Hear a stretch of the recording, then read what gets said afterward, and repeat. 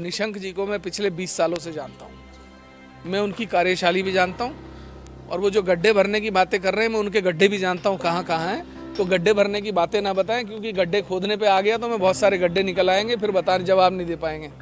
तो विधायक उमेश कुमार जो भी मेरे साथ मौजूद है, हालांकि मैं बता देती हूँ इधर आसपास की चीज़ें देखे जो लग रहा होगा आज उनका इधर गृह प्रवेश था और पूजा अर्चना के बाद अब चीज़ें संपन्न हुई तो उसके बाद कुछ बातचीत उमेश कुमार जी से कर लेते हैं। कल हाल ही में उमेश कुमार जी सोशल मीडिया पर बड़े एक्टिव रहते हैं, लगातार पोस्ट डालते रहते हैं, वो जनता से रिलेटेड हो या जितने भी धांधलियाँ चल रही हैं भ्रष्टाचार जो किसी से भी रिलेटेड हो।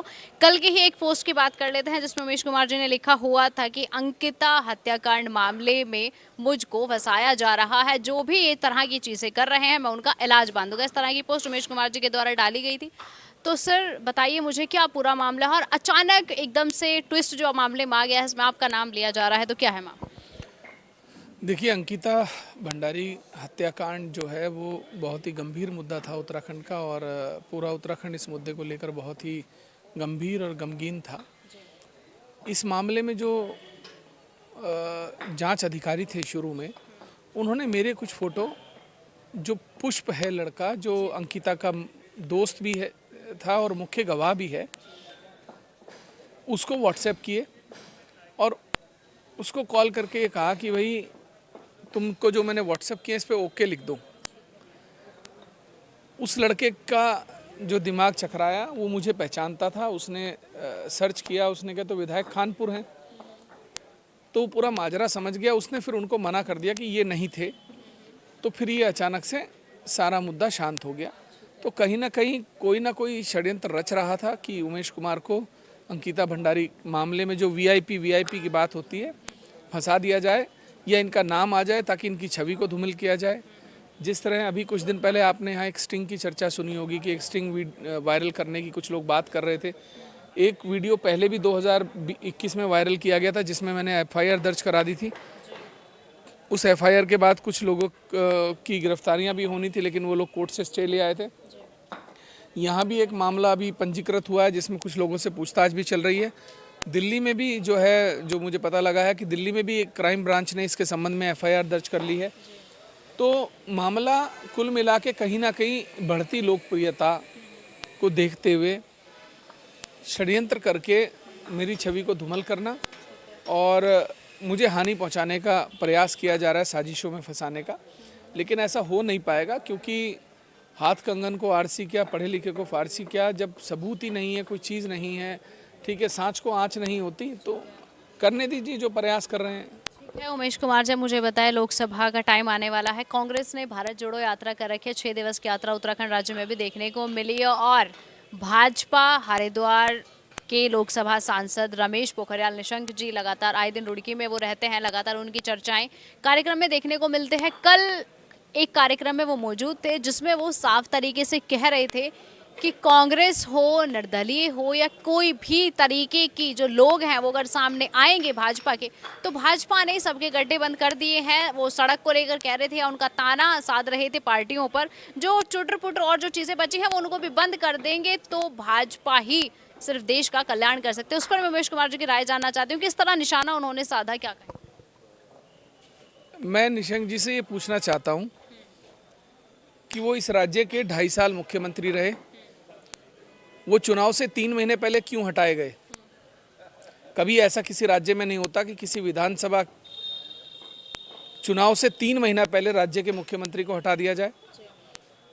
वो केंद्र में 2 साल मुख्य एचआरडी मिनिस्टर रहे, मानव संसाधन देश के टॉप 5 मंत्रालयों में आता है, वो क्यों हटाए गए वो बता दें या मैं बताऊंगा किसी दिन। इनकी कुंडली तो मेरे पास पूरी है। अगर उनको लगता है कि निर्दलीय, आज उनकी मजबूरी देखिए कि उन्हें एक निर्दलीय का नाम लेना पड़ रहा है कि चाहे निर्दलीय हों, वरना ये तो इनका घमंड और अहंकार तो उस स्तर पर है कि ये आदमी को आदमी नहीं समझते। ये तो ये कहाँ कहने वाले थे कि चाहे निर्दलीय सामने आ जाएं, ये तो कहते चाहे कोई पार्टी सामने आ जाए। तो आज एक निर्दलीय का डर तो आपके दिल में बैठा हुआ है। 2 सवाल मेरे, एक बात ये लगातार कहते हैं कि साहब हम रुड़की को जिला बना देंगे, हम ये कर देंगे। 15 अगस्त 2011 इनके हटने से 1 महीना पहले, ये 9 सितंबर 2011 को हटाए गए थे और जनवरी 2012 में चुनाव हो गए थे। 15 अगस्त यानी कि लगभग 1 महीना पहले इन्होंने ये घोषणा की थी कि मैं उत्तराखंड में ज़िले बनाऊंगा, और ज़िलों की घोषणा भी कर दी थी। वो ज़िले कहाँ हैं? अपने मुख्यमंत्री रहते हुए तो आप ज़िले बना नहीं पाए। आप दावे करते हो मैं रुड़की को ज़िला बना दूंगा 9 साल बाद आके। आपको लगभग 1 दशक होने जा रहा है, आप इस ज़िले से सांसद हैं। आप मुझे एक काम गिना दीजिए, आप एक काम ऐसा गिना दीजिए जो आपने जनता के लिए किया हो, एक काम ऐसा गिना दीजिए जो आपने जनपद के लिए किया हो, एक काम ऐसा गिना दीजिए जो आपने इस हरिद्वार गिनवा नगर रहे के थे, लिए वो किया अपने कार्य ही गिनवा रहे थे कि गरीब लोगों को आवास दिए हैं, शौचालय दिए हैं, सड़कें दी हैं, वो काम गिनवा रहे हो। थे। शौचालय ना तो उन्होंने दिए, ना सड़कें उन्होंने दी, ना उन्होंने आवास दिए। आवास आए प्रधानमंत्री आवास योजना के तहत, सड़कें आए प्रधानमंत्री ग्रामीण सड़क योजना के तहत। अपने कोटे से क्या दिया, क्या लेकर आए? उन्होंने एक नहर बनाने की घोषणा की थी, आज 10 साल होने जा रहे हैं, वो नहर नहीं बनी। उन्होंने गोवर्धनपुर जो गांव है हम मेरे खानपुर विधानसभा में, वो गोद लिया था। जरा जाके गांव की हालत देखें। बातें बनाने से थोड़ा ही होता है कि 9 साल आता बाद ग्रामीण में जितना विकास करा, और भाजपा का हर एक कार्यकर्ता पार्टी से है। भाजपा को उन्होंने सीधा सीधा हाईलाइट किया था कि सारे काम कार्यकर्ता मैटर नहीं करता, लेकिन कार्य इतने हुए हैं कि आज तक अभी तक का रिकॉर्ड है। शायद उन्होंने कहा था आगे भी रहेगा, कोई काम ही नहीं करेगा। ये जनता इनको रिकॉर्ड मतों से हरा के बताएगी कि कितने रिकॉर्ड काम हुए हैं। ठीक है, तो आगे की आपकी क्या कार्यकारिणी रहेगी सर आज गृह प्रवेश के बाद? हमारी क्या रणनीति है वो तो लोग तय करेंगे, क्योंकि मेरा चुनाव ना तो मैंने विधायक का चुनाव खुद लड़ा था, वो जनता ने लड़ा था। मेरा लोकसभा चुनाव भी अगर मुझे लड़ना पड़ा तो वो भी जनता लड़ेगी, वो अपने आप तय करेगी करना क्या है। मैं तो जनता का विधायक हूँ और जनता का ही सांसद रहूँगा अगर बनाएंगे तो इसलिए इनकी रोज़ देखिए, निशंक जी को मैं पिछले 20 सालों से जानता हूँ, मैं उनकी कार्यशैली भी जानता हूँ, और वो जो गड्ढे भरने की बातें कर रहे हैं मैं उनके गड्ढे भी जानता हूँ कहाँ कहाँ हैं। तो गड्ढे भरने की बातें ना बताएं, क्योंकि गड्ढे खोदने पे आ गया तो मैं बहुत सारे गड्ढे निकल आएंगे, फिर जवाब नहीं दे पाएंगे।